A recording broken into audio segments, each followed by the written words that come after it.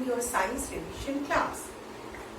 In my last video, I have taken the communicable diseases and how these communicable diseases occurs to us and what are the symptoms of these kind of diseases. And I told you there are some kinds of agents which carry these germ causing and communicable diseases to from a unhealthy person or from a sick person to a healthy person.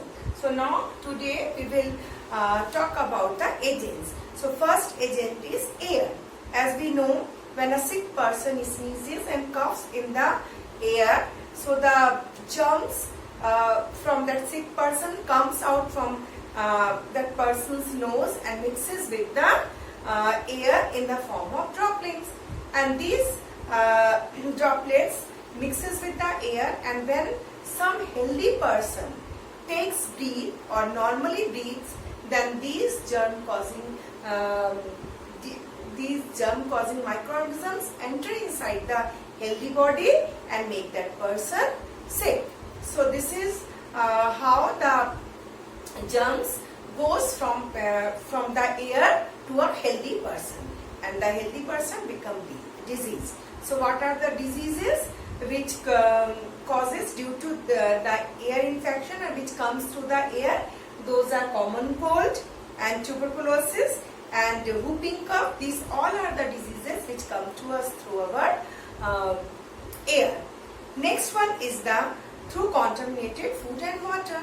As we know, the contaminated food means the food and water if it is kept outside without covering. So maybe some flies, some house fly come to it and sit over it, or it carry some kinds of maybe it is carrying some kind of disease causing germs, maybe it is sitting on the drain or somewhere else in a dirty place, and it carries some kind of disease causing germs. And when these flies or these type of insects sit on the uncovered food, then these food and water is become contaminated and they become disease causing.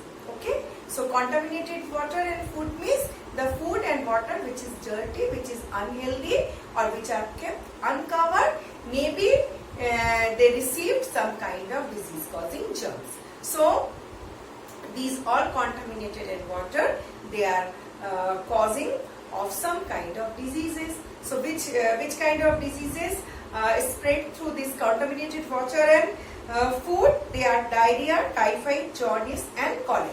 And we know in these type of diseases, the person become vomit a lot, and sometimes the loose motions occurs, and the food and water, unless and until it goes out from our body, the body cannot feel comfortable and it is not easy. So this contaminated food and water are also very dangerous. That's why it is to be suggested, keep the food and water in the covered lanes or somewhere very safely. Next one is the through direct contact.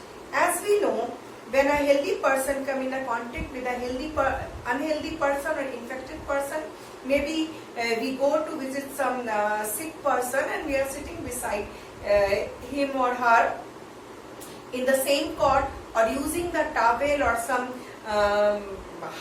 some clothes or some utensils used by the infected person. So these type of things which are used by the infected person may be carrying the disease causing germs, and these germs comes to us and makes the healthy person diseased. So we have to be careful about this kind of contact when we are going to meet our friend or some sick person. Maybe that person is very dear to us, but we should not go very near to that person, and we have to maintain a social distancing, or we have to maintain a distance so that we will not become the diseased person. Very next is through insects. As we know, one thing more, the chicken pox, measles and ringworm, common cold, these all are the diseases which comes to us through the direct contact. Okay, when we are sitting beside a sick person, when we are using the sick person's used things, or we are just going and making the handshake and very near to him talking. So these all kinds of activities bring the disease to us. So we have to be careful about that. The third one is through insects. As we know, there are so many insects which makes us disease. One very common example is malaria, which comes to us, or which is caused due to female Anopheles mosquito. So how the female Anopheles mosquito spread this disease? We know when it bites an infected person or a person who is suffering from the malaria, and from in the same time or the right time, if it bites a healthy person, so as before it has been sucked the blood of an infected person, so disease causing germs or malarial germs comes to its mouth, and when it bites the healthy person, the germ causing or the germs which are causing the malaria goes inside the healthy person, and that healthy person become diseased. Okay, so we have to be use mosquito repellent, and when we are going outside we have to use some kind of ointment to protect ourselves from the mosquitoes, because mosquitoes are very dangerous.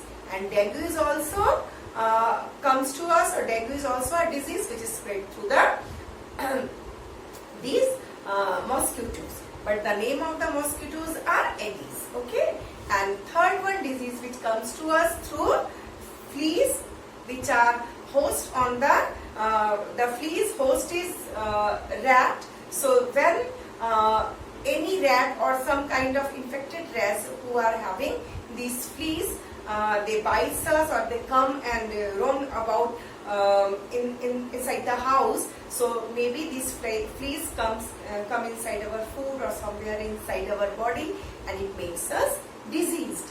And what disease it causes? Fleas causes plague, and plague is also a very epidemic. In 1920 it occurred in a worldwide. Okay, so it is very dangerous disease, and we have to be careful about this. So we should not allow rats to come inside our house, and if the rats are very much in number, they are too much in number and they are increasing day by day, we have to use some kind of medicine to protect ourselves from these kind of rats.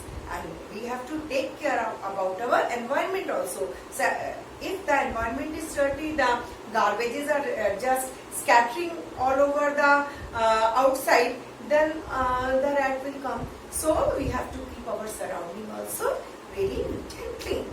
Now the next, how to prevent these communicable diseases? There are so many ways given. We should bath daily, regularly with water and soap to keep ourselves clean.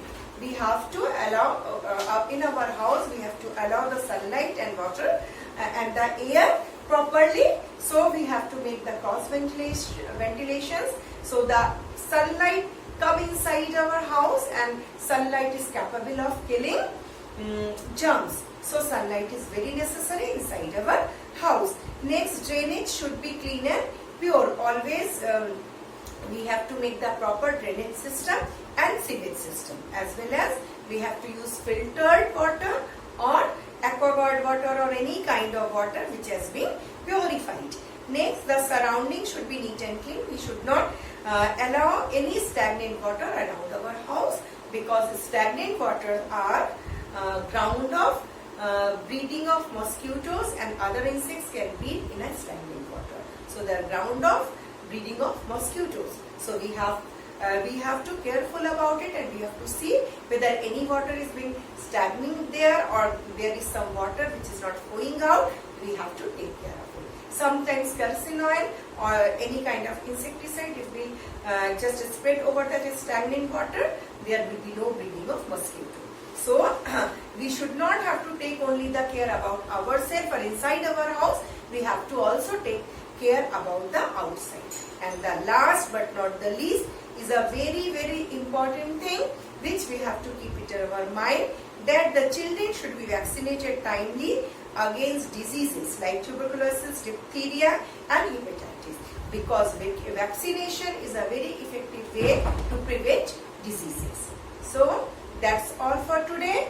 In the next video and the next class, I'll take the another part part for the hygiene. Okay, take care of yourself. Stay at your home.